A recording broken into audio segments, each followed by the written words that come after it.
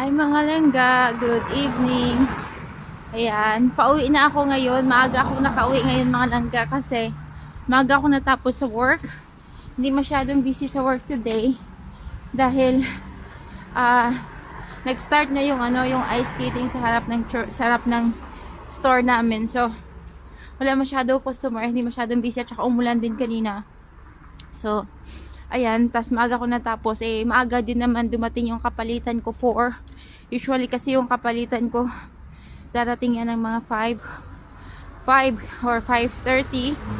Ayan, pero yung kasamahan kong sa work today, absent siya kasi may inaayos yata. So mag-isa lang ako this afternoon sa bread area, pero okay lang. Maaga ko naman natapos yung mga gawain ko. Tas sabi ko dun sa sa manager na if it's okay, uwi ako maaga kasi hindi masyadong maganda yung pakiramdam ni Elliot today kasi nag-vaccine siya yesterday. Ayan, 2 hita niya yung tinusukan. So kagabi wala rin siyang tulog, ako din kasi ayaw niya magpalapag. Gusto niya lagi lang siyang nakaunan dito sa kamay ko. So ayaw niya matulog sa sarili niyang bed last night. So magkatabi kami kagabi, buong gabi.